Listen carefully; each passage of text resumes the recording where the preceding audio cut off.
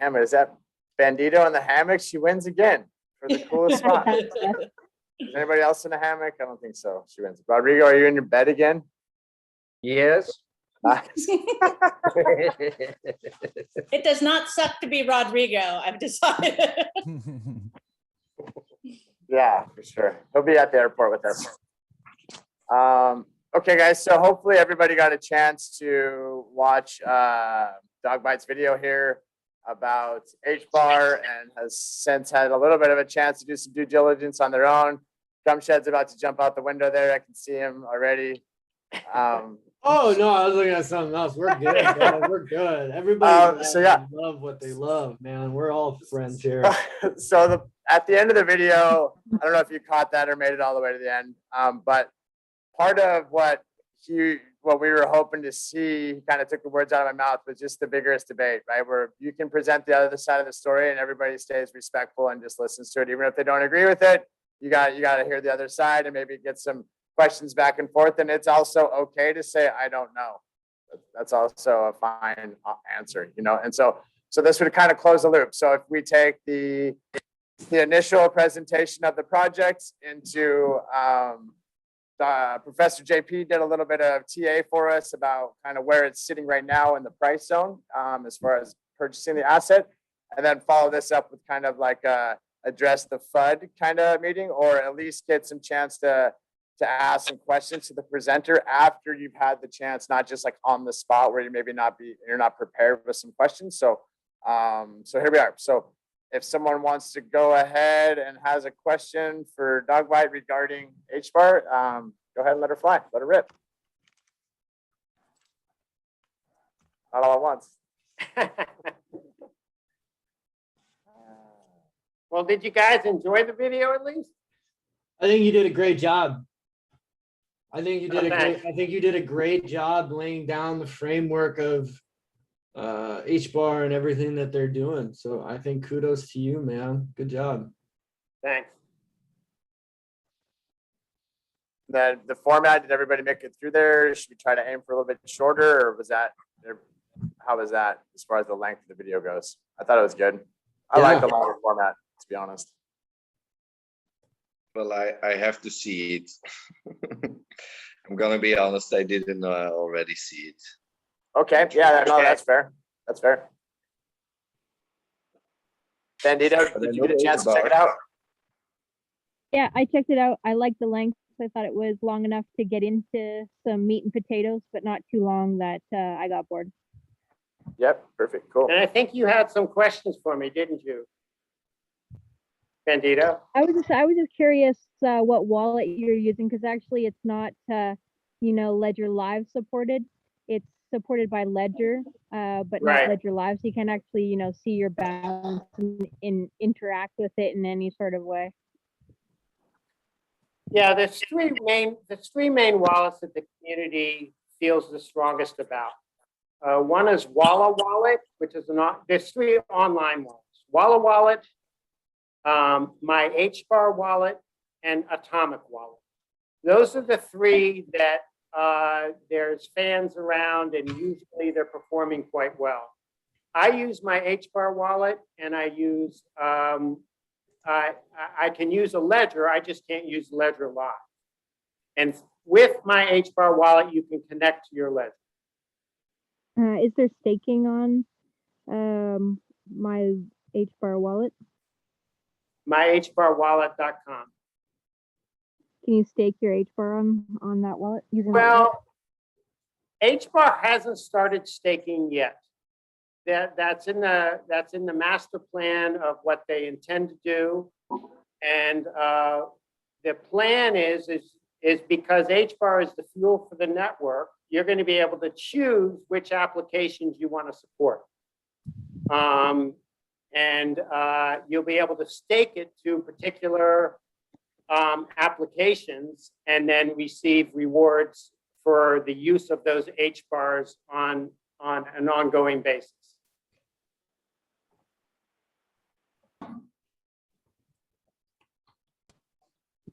I'm unfamiliar with how other staking rewards work, but it's essentially the Hbar plan is that they're yours, they're accessible at all times. You can remove them within a 24-hour period. In other words, if the app's in use with your Hbars, they may need to wait till the end of the day, but that's the longest you'll have to wait to get your Hbars back from a particular application.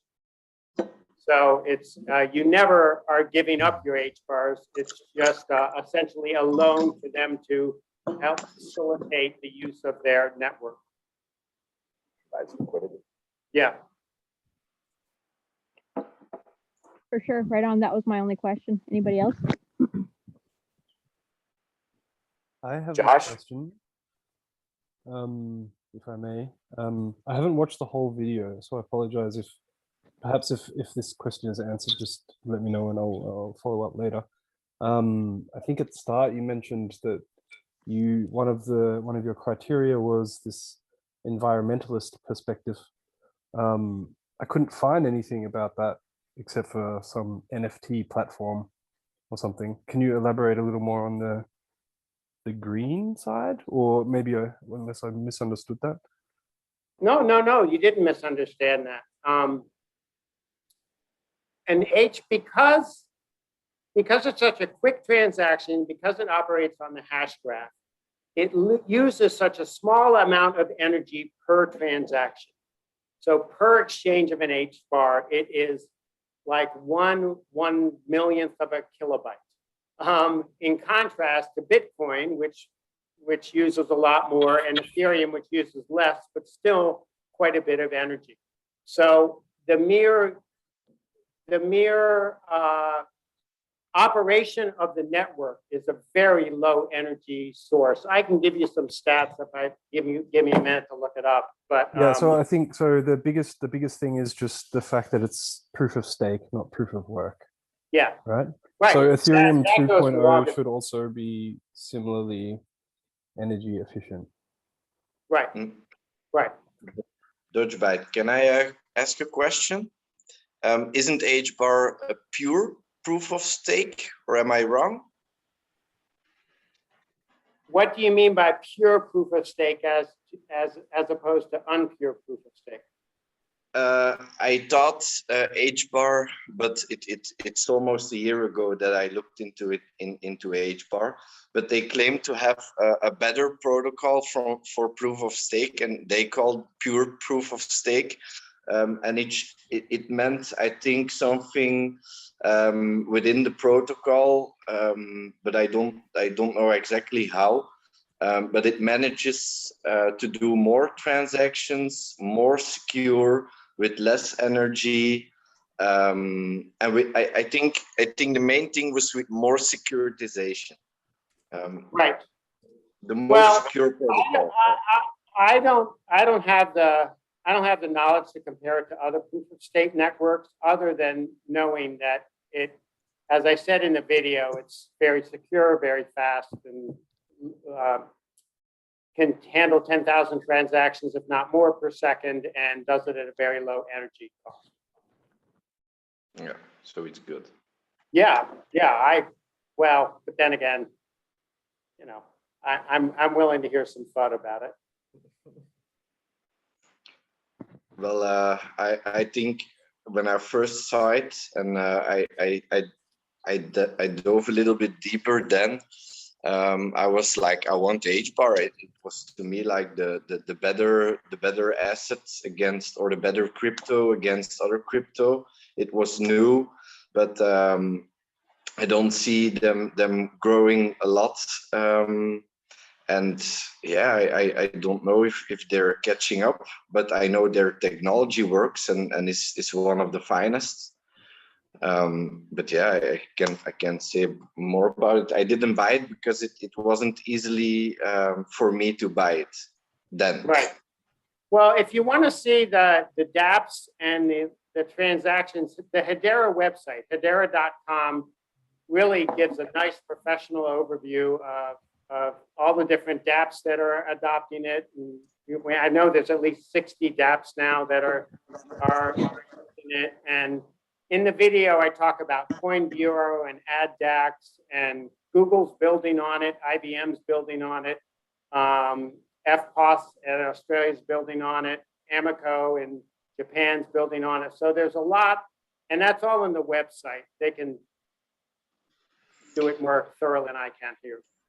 Okay, and do you think it's more of a decentralized coin, or is it going the way of centralization? If I hear IBM and stuff, I think it's more like going to a centralization way.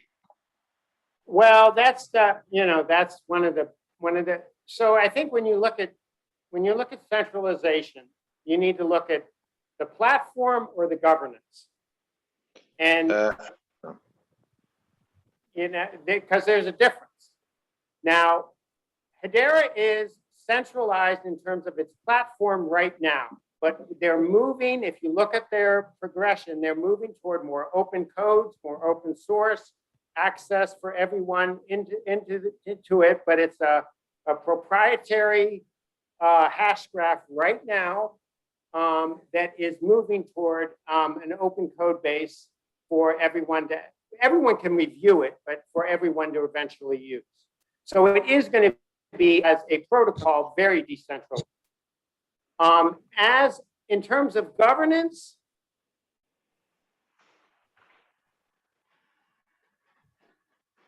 what I would here's how I want to frame governance. Bitcoin announces we are decentralized. Ethereum announces we are decentralized.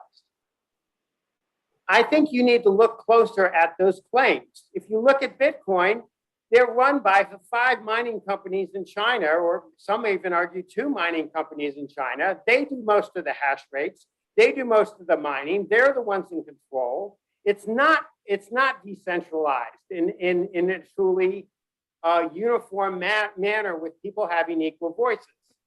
Ethereum has a governing council. You know, it has people that make the ultimate decisions. It has this little cabal, you know, and yes, they take input from a lot of people. Yes, they take input from a decentralized group of people. But the reality is, if you look at all of those things, there's a level of centralization and benevolent dictatorship that both, well, especially Ethereum, but even the Bitcoin, you have to put trust in these Chinese miners. You have to put trust in Vitalik that he is going to steer the course of the coin correctly. And you know, that's not decentralization. And I think even you can argue that Hbar isn't decentralized, but what they try to do is have representation in every continent in the world. They tried to have representation across industries. This is an enterprise grade distributed ledger technology. And so, you know, they have companies in every different geographical region in the world, and they have across a variety of different industries. Just look at you can go to the website and see who they all are. We've got 21 so far. And the reality is, and I talked about this in the video, is that we are the only, and as far as I know of no other coin that does this. We are transparent with our meetings. We have meeting minutes. Everything that's discussed is discussed. There are checks and balances. There are opportunity. Nobody can engage in nefarious activity without everybody being in collusion with it.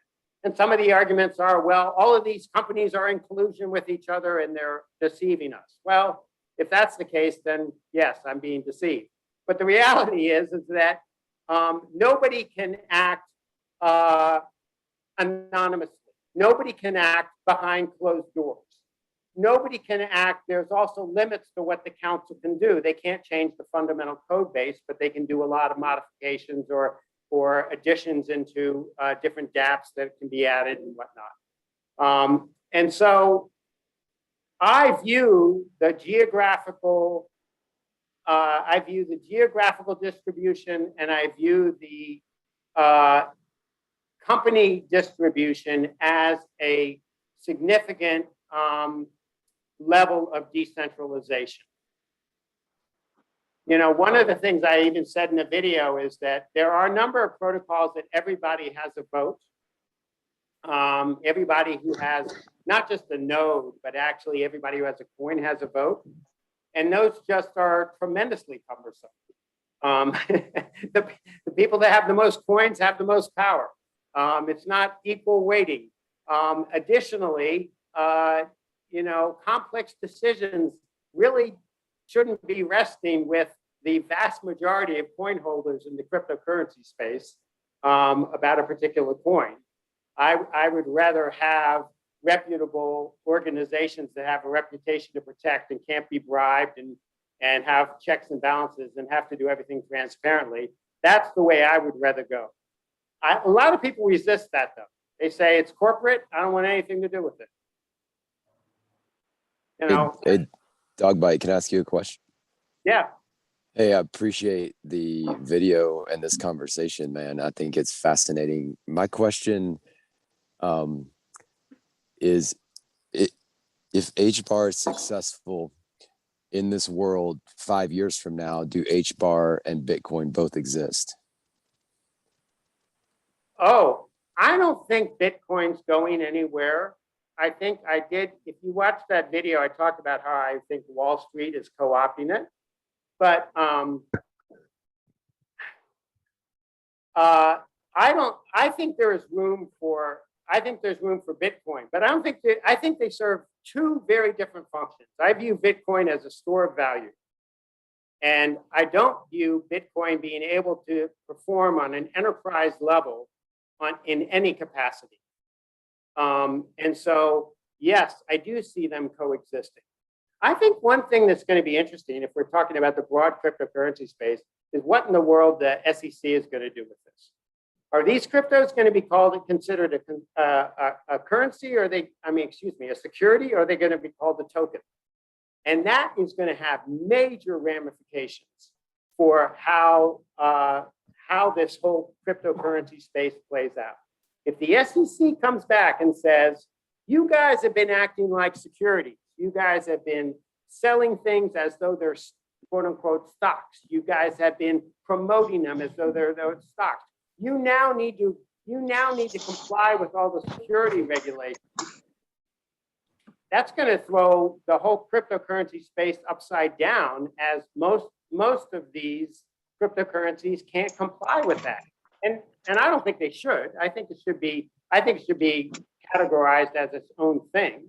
And hopefully the SEC will see that, but I don't have any confidence in them. I think I wouldn't be surprised, given the tenor of the last House hearing, that there's some really restrictive ways to contain cryptocurrency that are just punitive.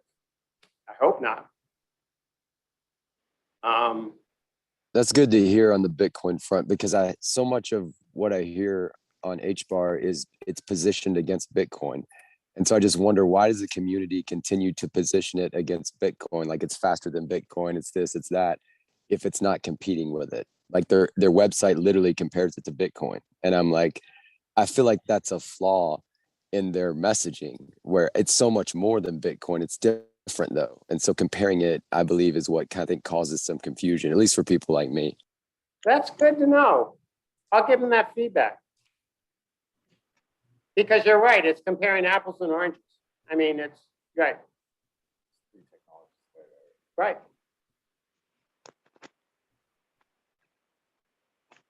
All right, who's next? Come on, bring it.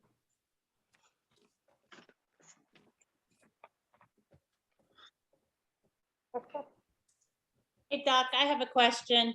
So I hadn't gone down obviously I have friends who had invested in Hbar, but had really not gone down that rabbit hole at all until I watched the video, which I thought was awesome. It definitely seems like the most scalable crypto I've seen of any other that I've looked at. I love the fundamentals on it. Do you see any other competitors right now that are like serious competitors with Hbar? not on an enterprise level and not that are getting as many dApps and improving their transactions as quickly. Are there other ones that are trying, like Holochain, I think is one, and there's another one that has Ledger in it. They're attempting to kind of replicate. They can't replicate the hash graph, crypto and the patented algorithm itself, but none of them come close. I mean, Cardano is certainly trying. And I think Charles is going to be somewhat successful with that. But I would love to hear someone. I would love to have someone come to me and say, here is something better than Hedera with better metrics. They're doing more transactions. They've got more dApps. They're moving ahead, and more enterprises are using them. I haven't had anybody come to me in the last year that's been able to do that. Are they live right now, though? Is their network live? Are they functional? Yeah, their network's live. They've got an NFT market. They've got a token service. They've got a consensus service. So isn't that a fundamental flaw? Or I might suggest that might be the fundamental flaw, is that if Bitcoin's a currency and HBAR I view more as a technology, right, that's improved the blockchain from where Bitcoin was, from where Ethereum is, then in a year or two, isn't there something else that's even better? And then a year or two after that, isn't there something else that's even better? And so if we're looking at it as a technology, is that a safe long-term investment? Well, I don't know. Lehman talks about this from a mathematical perspective. And you can't get higher security than asynchronistic Byzantine fault tolerance. You can't, there's nothing even more secure than that. Because we can shard up and do 100,000 transactions per second, I can't imagine that anything is going to be faster. So have we reached the kind of nirvana of DLT with Hedera? Well, I can't predict the future, but everything tells me that it's going to be awful hard to improve what they're doing. I like that. So you just summarize, that's the bet you're making, or we're making with HBAR. I believe in that That's sentence, the bet right? we're making. That's the Yeah. bet we're making. Yeah, I like that.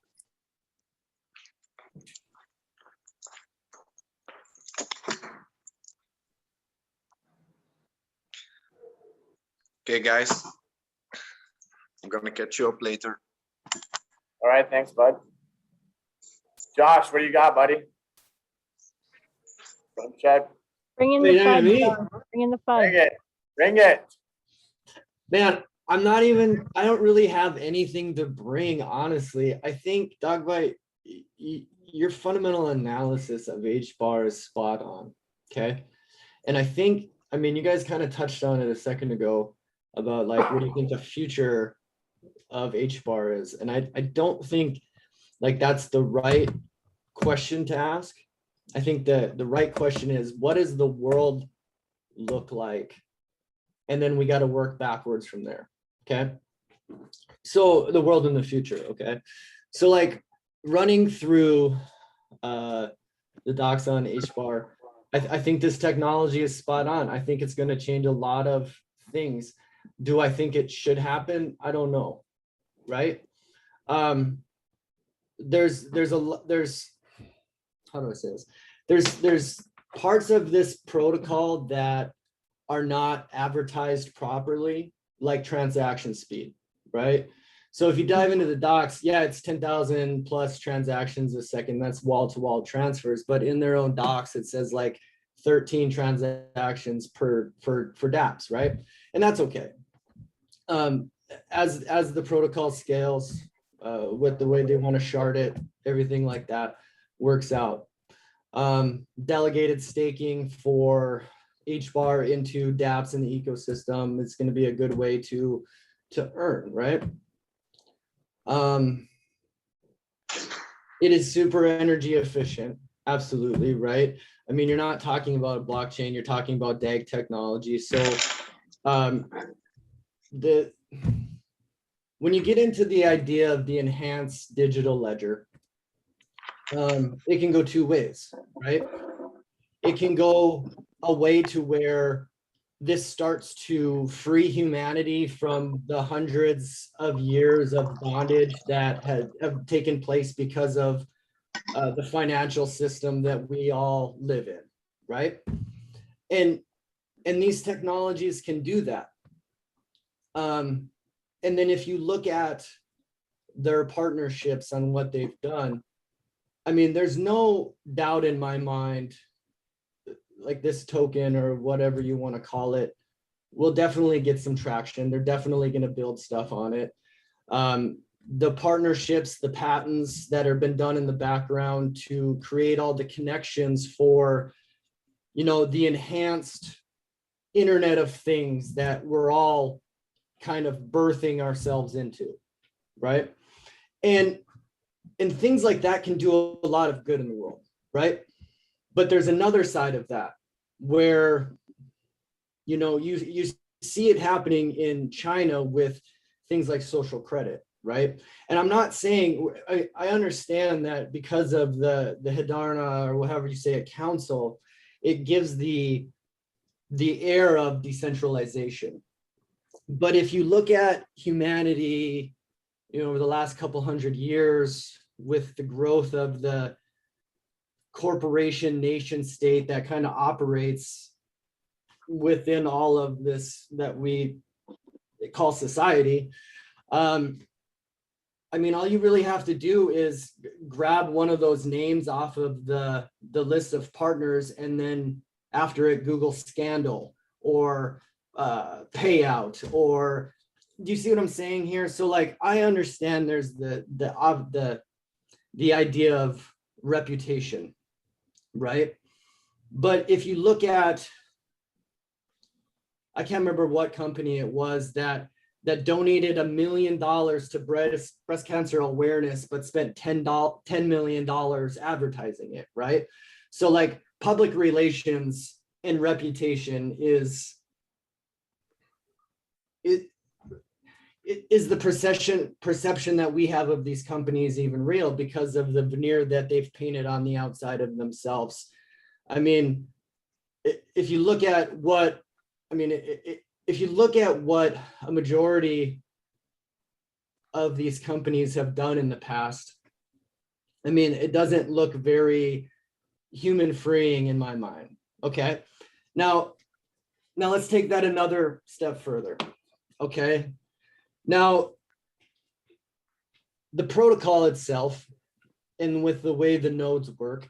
Now, I'm not a computer scientist by any means, and this is all stuff that I read from the documentation. Everything that I know is self-taught, and I'm pretty much a dummy, okay?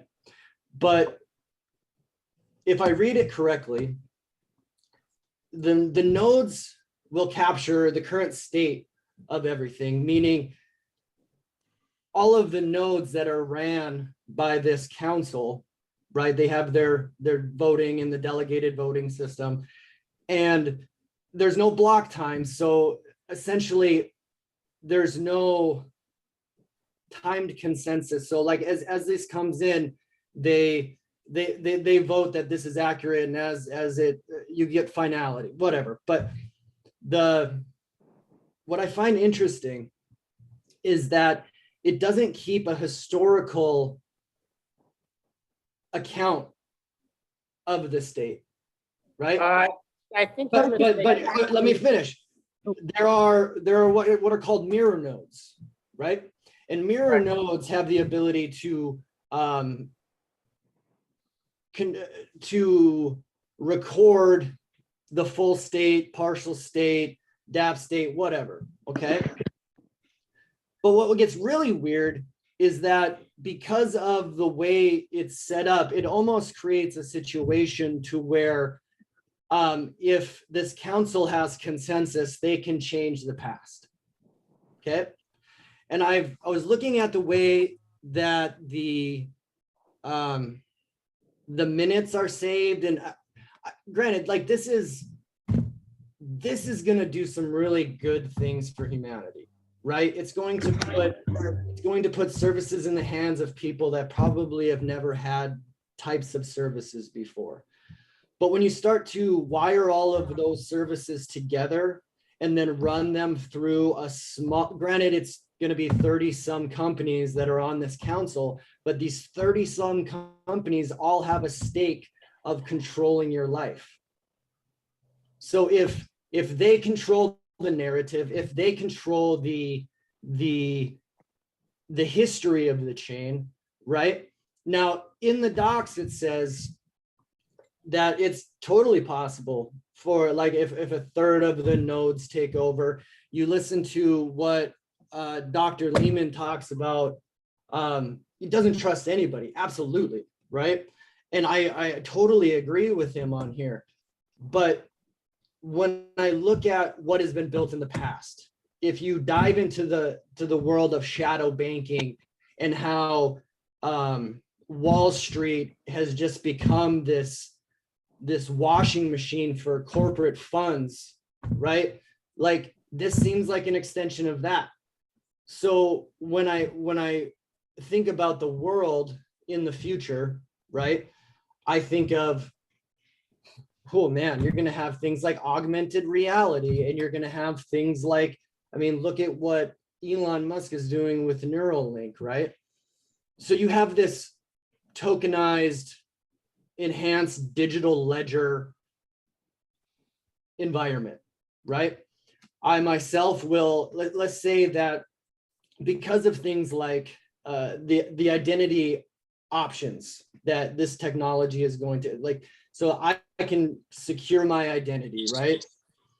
We start to create this golden, what do you call it? Golden handcuffs types of situations, to where we've made it so easy for society to forget about,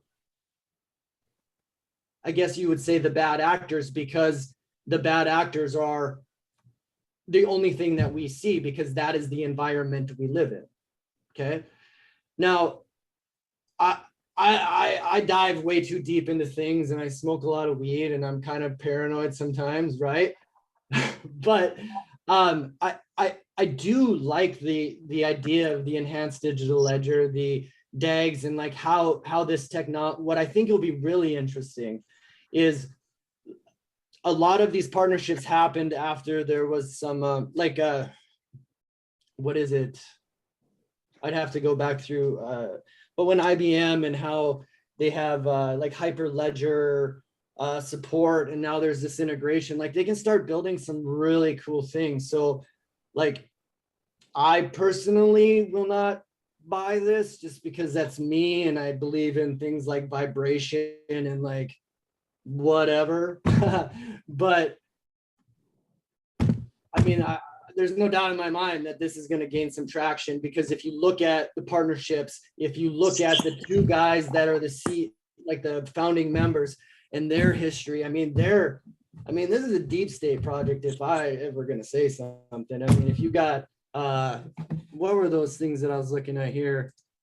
Past companies they worked for, United States military, missile defense agencies.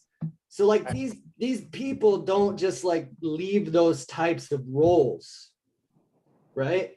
So without a doubt,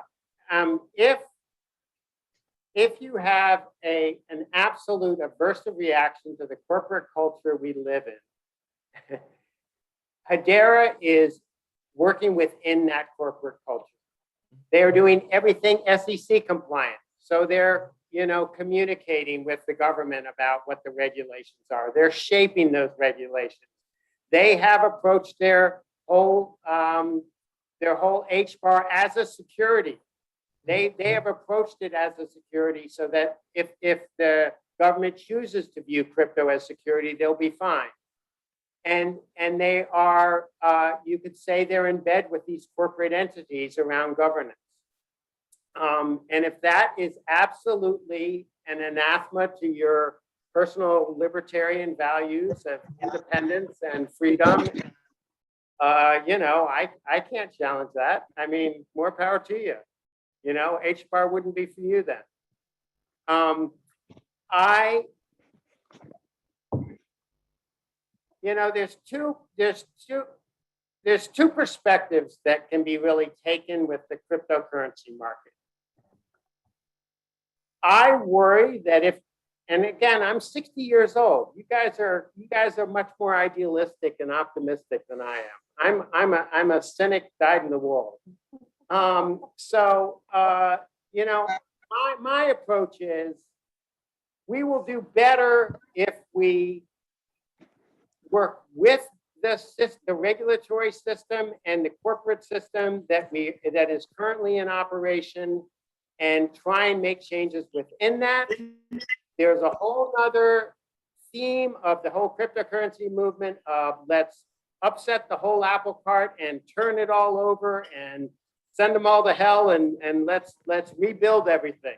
And I worry that the powers that be are going to come down pretty hard on that. I think that is my biggest worry. Now, more power to them. I would love to upset the apple cart completely, but I don't think we're in a position to do that. I don't think crypto is yet. No, I think you're absolutely right. I think a lot of these technologies are idealistic in what they're even possible of right now, right? But I think that we are in so many different areas of technology, whether it be genetic engineering, whether it be manipulation of viruses, whether it's material sciences, AI, all of these different things. Like, we're on the precipice of so many different new horizons, let's just say that. And I think that it would be unwise if we just let stuff happen. I guess that's all I'm gonna say, right? And if this is gonna do great things, I think that you're probably gonna make a ton of money on this if you're highly invested. Like, yeah, I mean, but again, Hbar is a platform, so anything can be built on this platform. I mean, world changing. I mean, two of the things that have been built on this platform are really compelling. Hala Systems is an air raid warning system that warns Syrians about incoming air raids. They built it on Hbar because it's quick and it's fast and it's trustworthy. So it's literally saved hundreds of lives with people that are on the ground with using the Hbar app or using the Hbar Hbar to communicate about incoming air raids and signaling to each other and immediately verifying it and determining it's true and saving people.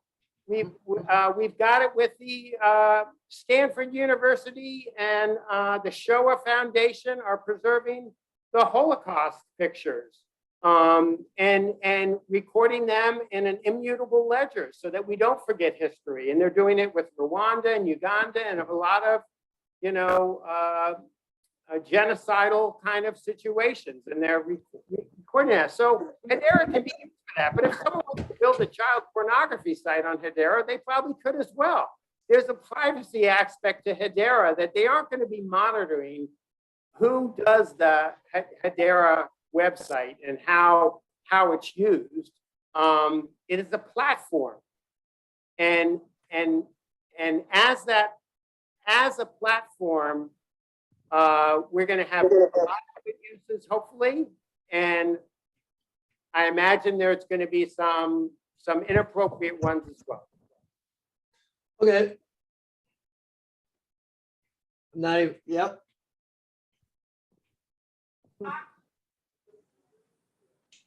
More questions? I think I missed everything. Sorry, I just came in. Who's on first? What's on second? Yeah, the haircut is looking good though, but the hair's looking good. Let's go with it. Oh, thank you. We were just discussing Hedera. I don't know what your background is on Hedera. Do you have any thoughts on Hedera as far as, if you drill down on that protocol? Yeah, I have to be honest, I never read their white paper, but I think Hedera is a great project. They've been around for a while, So that says enough about them, you know. So no, I need to read more about Hedera, but they're about scaling, right? Or am I wrong? Right, they're scaling up all over the place. Yes. Yeah. So that's needed in this space, right? Scaling. We lack scaling in this space. So yeah, I think Hedera is great. Dogbite, I have a question whenever you're ready. Go ahead. Yeah, so one thing I don't understand is how is the hash graph incentivizing good actors? So as far as I know, one reason why their transaction fees are so low, they don't actually pay, with proof of work, you hash, you get paid for your hashes. With proof of stake, you get paid for what you stake. But the hash graph doesn't use either of those models to incentivize good actors. So how do they keep bad actors from writing? Like I understand it's gossip protocol that they use. So every user becomes a node and then they talk to each other in this non-hierarchical way. But how do they incentivize people from not basically giving bad gossip or bad data when there's no like money incentive or any kind of incentive for being honest or not cheating?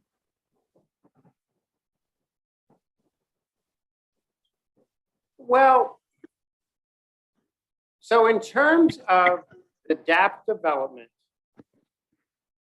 as I mentioned earlier, you can have a private dApp development, and you can run a node privately. You can encrypt your messages. You can store it on the hash graph ledger, so you have an immutable record. But you can run it privately and have it encrypted, so you can do whatever you want. I don't think Hedera is interested in being policemen. They are not going to. They are not going to be. They will leave it in the hands of law authorities if they want to address people who are using Hedera inappropriately. But it's a platform, and in terms of the consensus, though, I'm not even sure how a bad actor could. Okay, so if a bad actor steps into the hash graph, it's going to be recorded. You can't intrude into the hash graph. You can't offer a new entry into the hash graph from a node without it being recorded. And that's going to be traceable and that's going to be recordable. So I think that in itself is going to discourage bad actors. No, for sure. But my question was like, since they don't use proof of work nor proof of stake, really, well, it's technically proof of stake, but there's no stake pools that are getting paid for, how much stake they hold, and therefore writing a block, getting chosen to write a block. So how does Hashgraph go about doing this? Like they don't write blocks, they record events, they say. But they how do they events in an ongoing way in an ever increasing half-brash tree? Yeah. And there's mirror nodes that record those transactions. And you're right, there is no built-in incentive in the graph itself. It is a platform. There's no built-in advantage to creating a branch of the graph. There may be advantages to creating a dApp that uses Hbar, but there's no built-in incentive in the graph itself. Is that answering your question? And I don't think that's a problem, though.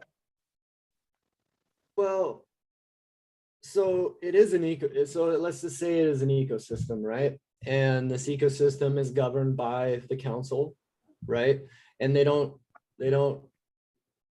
record state on the main DAG. They have the mirror node, correct, right? So yeah, man, like I'm still worried. But it's also. I have a question. Oh, sorry. Go ahead. Yeah. So on Hedera, it's a blockchain, right? Am I right with that? So it's not a blockchain at all? No. Oh, okay. I'm sorry then. I'm sorry. It's a Never DAG. mind. It's a DAG. Okay. Sorry. Part of the incentives for I don't know, I'm maybe talking over my head and I've been just kind of watching some of the stuff you sent today, Bandito, but part of the bad actor stuff is resolved and then it's not anonymous. And so the nodes are approved to a certain extent, right? I mean, Nodes are currently approved. right. So in that, you're basically taking out some of the consensus risk, right? Yeah, Because and you know, so are the nodes now only, are they considering a node just the 30 corporations that they have sort of on the governing council? Are those the nodes, or who is actually a node? Is every user a node, or obviously not because they're delegated? I believe it's just the council members that have the nodes right now. I think there's 21 nodes, but they are moving toward, if you look at their progression, they are moving toward private individuals opening their own nodes.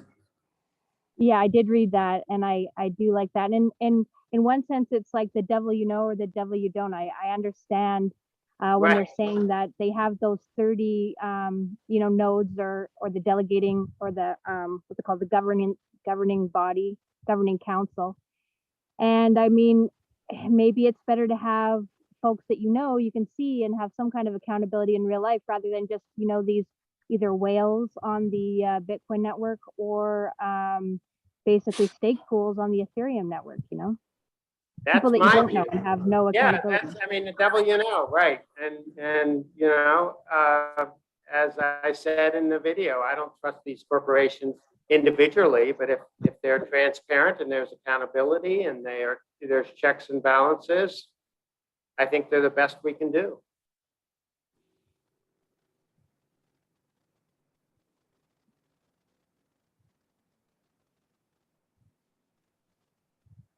anybody else? What about tokenomics? Do you want to talk about the what is it, like a 7 million circulating supply, 50 million or 50 or billion 50 billion. total supply? You want to talk about the tokenomics for a sec? Well, the tokenomics, I don't think is that complicated. It's a slow release schedule on I think it's a 5-year basis where they're going to release all 5 billion tokens at prescribed amounts. You can look at that on the website as well, when they're going to release the next batch of, you know, 5 million tokens or whatever, more than that, 50 million tokens. And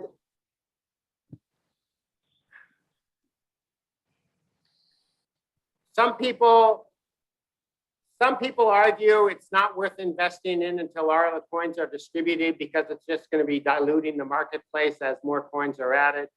I don't see that happening. I think as long as they're increasing their transactions and increasing the dApps, it's going to keep up with the new coins that are being added. But one of the things, the reason for the slow coin release is that they fully anticipate the price of the Hbar to increase. And so it's going to be harder and harder each passing year for some bad actor to get a third of the coins. It's just going to be too price prohibitive, frankly, and for that to happen. And that secures the network. And so they were very concerned about securing the network for the long term. And to do that, you don't release all the coins at once and get some whale to buy a third of them, or get some corporation to buy over a third of them. You do it very slowly and build communities and build other people, you know, like me, buying them. And you're going to ensure that one bad actor can't do it. Eventually, to get a third of the 50 billion coins is going to be, you know, probably hundreds of millions of dollars, probably, for someone to actually get a third of them. But as soon as they started going after them, the price would start increasing dramatically and they'd be shot out. So I think it's a pretty secure way to ensure that one person cannot own more than. Hey, Dogbite, I got a question for you. Okay, so these nodes, okay, they vote on, or this council that controls the nodes, they vote on not like the underlying protocol changes, but just general changes to the network. Is that what I understand? That's correct. Okay, so Alright. now they all have tokens that they're holding, correct? Is the amount of tokens tied to like a weighted vote? So like if the target node holds 20 million tokens, does that have more of a vote than the Ford node that has 10 million tokens? No. Or do they have just one vote? They have just one vote. It's Okay, not- so then, not tied to so then token. like you only really have to, what is it, 30 some, you say 30 some seats, so you only have to corrupt 10 companies? 10 companies, well, but they aren't gonna own a third of the coins.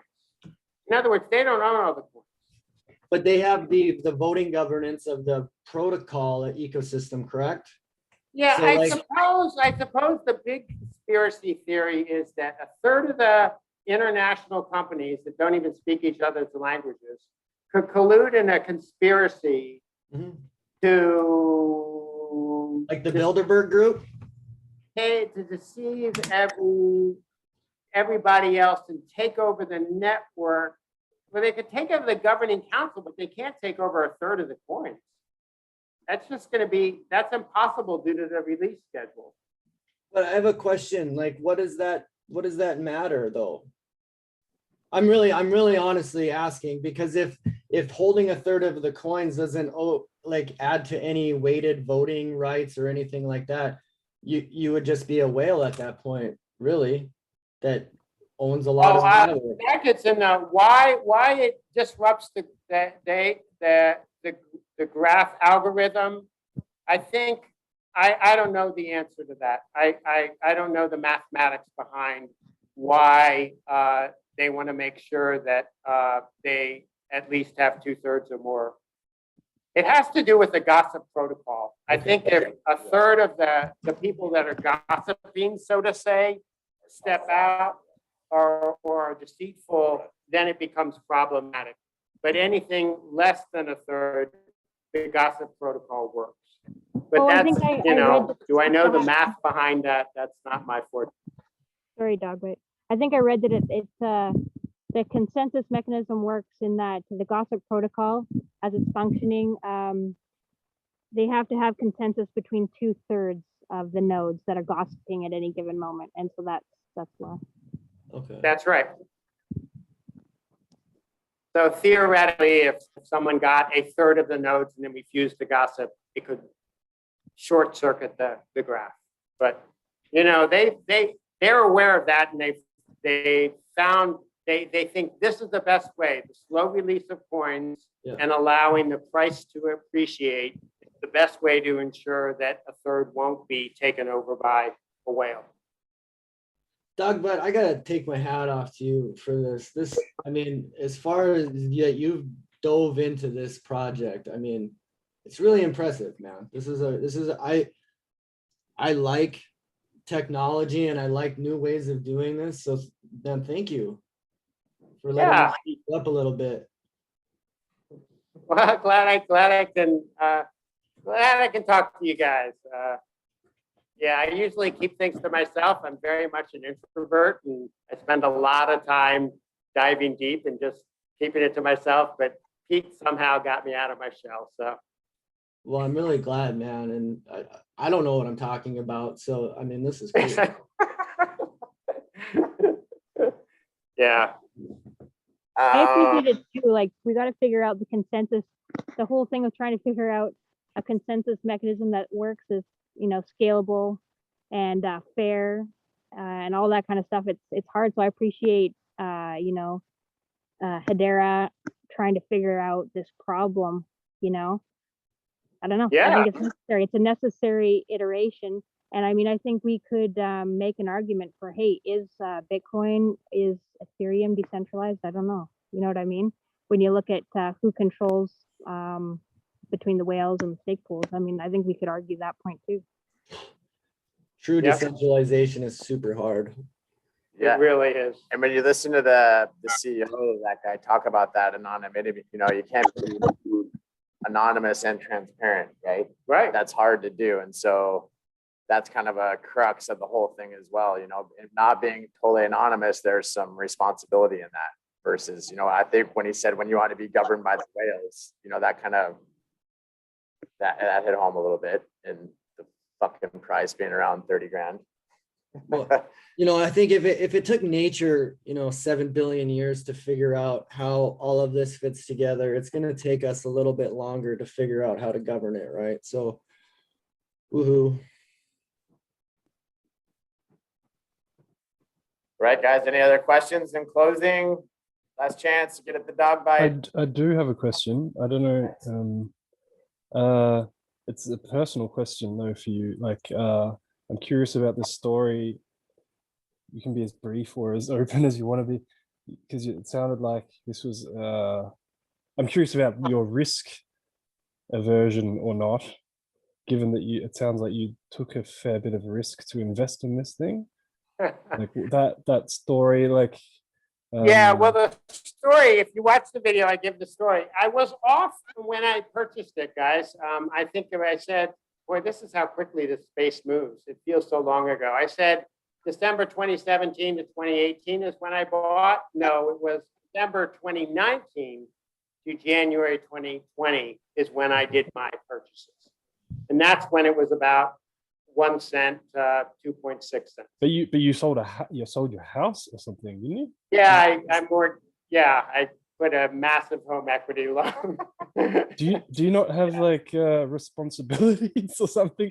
Like, because if I put myself in your shoes, I'm never ever. That's not happening. Well, to be fair, his partner was out of the country, so that's step one, right? right. He was down in Ecuador, and I did it unilaterally. And then house is mortgaged. Okay.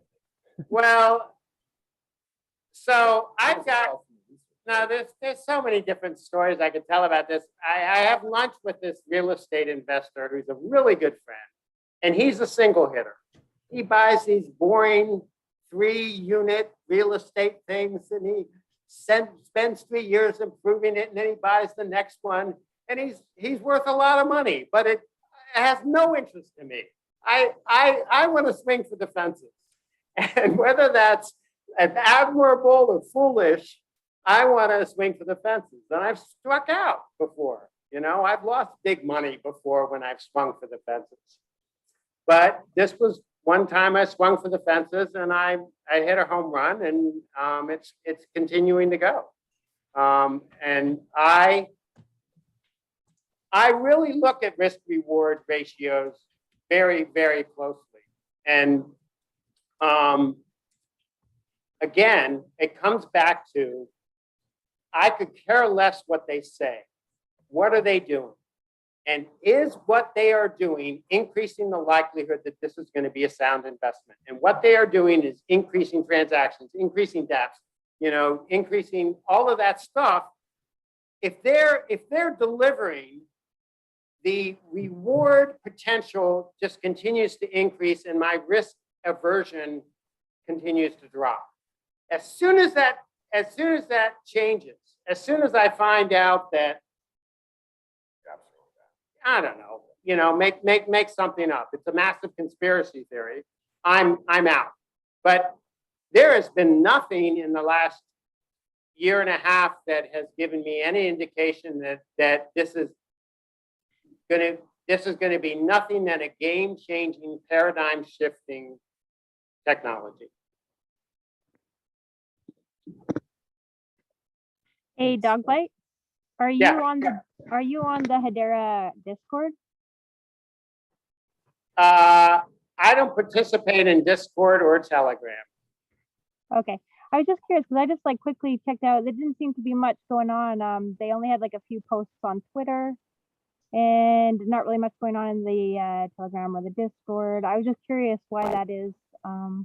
Curious. Well, Hedera themselves doesn't advertise. They don't market. They are so conscious of staying SEC compliant, following the security laws, and staying within their lane. And therefore, you're going to find a very active community behind the scenes, active community with people like me that are on, there's some really active Telegram chats about Hedera Hashgraph. But you won't find me participating in them. I just don't. He just sticks with the garden. That's it. Well, the garden's my first.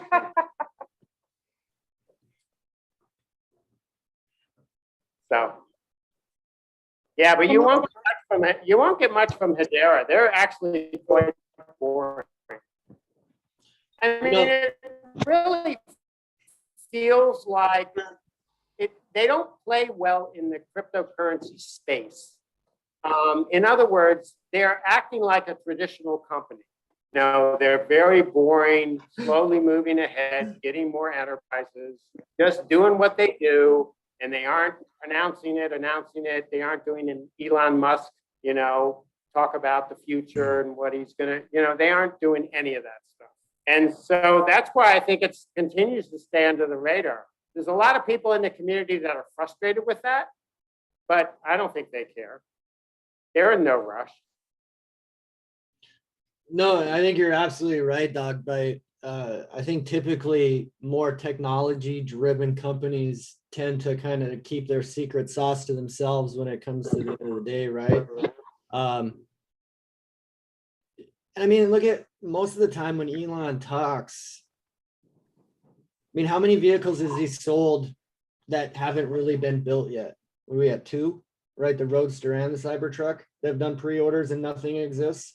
So I think you're really onto something, saying that about this company. I think that they're doing a lot of things in the background. I think the partnerships that they've done are amazing. If you sit with your mind's eye and think about what they're building, it's really incredible. It's going to be really, really incredible.